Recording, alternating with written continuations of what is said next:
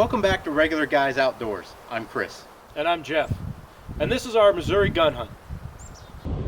For the third time this year, I find myself leaving Colorado. And there's nothing short of dying. And heading out to Missouri to meet Jeff. I'm going to make a stop in Salina, Kansas tonight because I still got money left. Zuppa Toscana, here I come.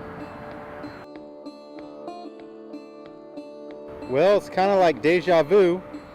Throw my junk out on the rack, strap it down. That's me for the night. Well, this kind of is like deja vu. But I'm here.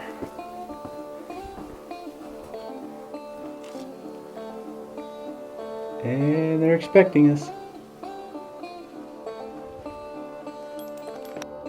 Hey, now that looks more like a hunting rig. After the amount of flack you gave me for driving my Challenger on a hunt, I went out and I found this on Craigslist for $600. And I said, you know what? V6, 5-speed, manual with 4-wheel drive and an extra cab. All right, this will be the new hunting rig. So watch in upcoming episodes for the little modifications and repairs we do this to try and squeeze as much gas mileage as we can out of it. Here's the view from a spot I sat in one afternoon.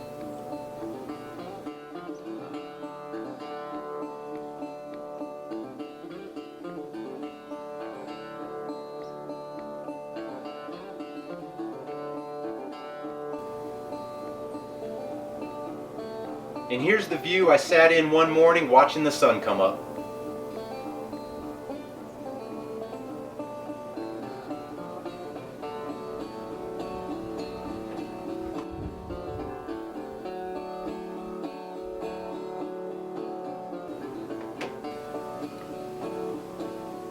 Seems no matter where I go, I either have a curious squirrel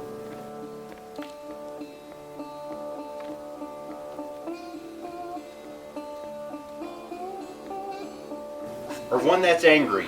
I don't understand all the hostility.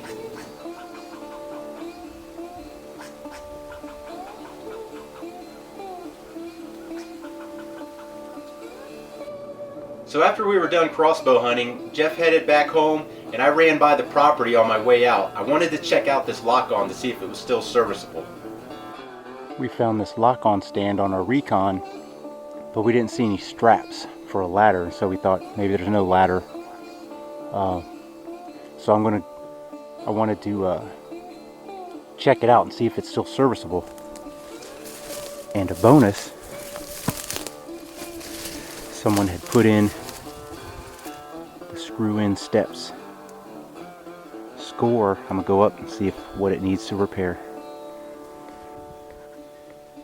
Well, the seat came right out of that lock-on, so we'll have to think about an alternative. It's a great spot though. If you look, you can see a kind of a light green strap. That's the one I put on when I went up.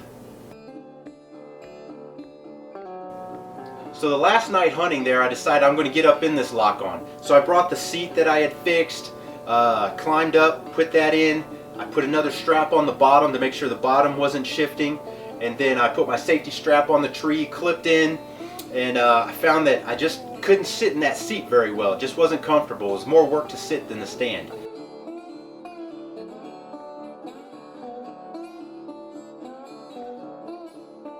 So I was turning around, I'd face down the woods, I'd face out in the field, but most of the time I was facing backwards, and then I realized I haven't turned around in a while. I was kind of off in La La Land. So I turned around, turned my head, and I see a deer there. So I start to try to turn, and my safety harness strap is caught up on my shoulder, and it's making noise when I turn. So I kind of had to wait until it crossed out of the big window, and I knew I had several small windows to the right. So as soon as he went behind the leaves there, I turned and got myself ready. As soon as he got into a window, I gave him the meh.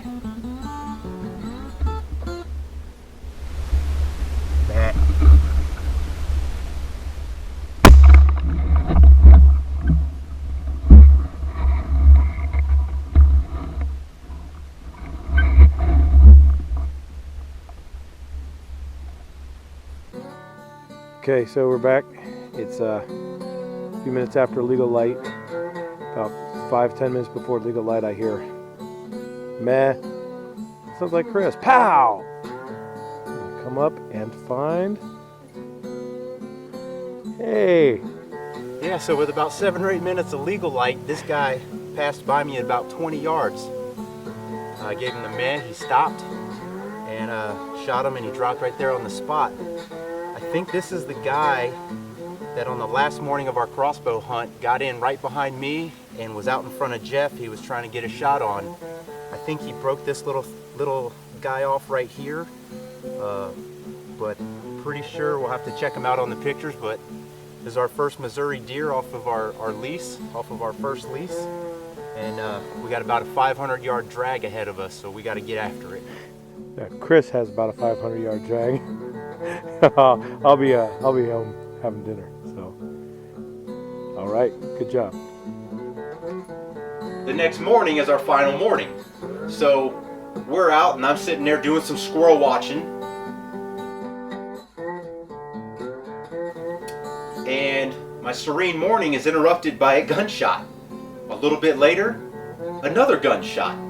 So I'm thinking all these scenarios where Jeff had to shoot twice to make sure the deer was down. Then I get a text says, I'm all tagged out. And so I'm like, what? And he says, buck and doe down. Okay. I said, I'll be there in 15-20 minutes. A few minutes before 8, and I hear something coming through the woods, or through the fields. I look over, here's a doe. So it looks like 2 doe, I can't quite tell. One's got its head down. I fire, drop the doe. The other one comes over to sniff over to see what happened. Doesn't run. Ends up being a buck. So I fill tags. Let's go down and take a look. What'd you do, Jeff? Welcome to the rut in Missouri. So we got a buck tag, we got a doe tag. About a little shy of 8, I guess. She comes walking up, and he's got his head down the field. I thought we had 2 does, so I took the doe. She ran about 20 yards, fell down. Then he comes over and he starts sniffing at her, and I see the rack, and I said, well, hell. So I got him too, and 150 grain Hornady and 270. It just did the trick, man. He didn't run much farther. So I'm tagged out for Missouri. Hey, it's Jeff. So those of you who have seen my videos before know that I'm kind of the king of either missing or gut shotting something. But every once in a while the sun shines on a dog's behind. If you're faint of heart, well, you shouldn't be watching our show. I got lung, double lung, comes out the other side. From the looks of my blood, I think I might have gotten a little bit of heart on that one. And he was chasing her, but she's already all butchered up.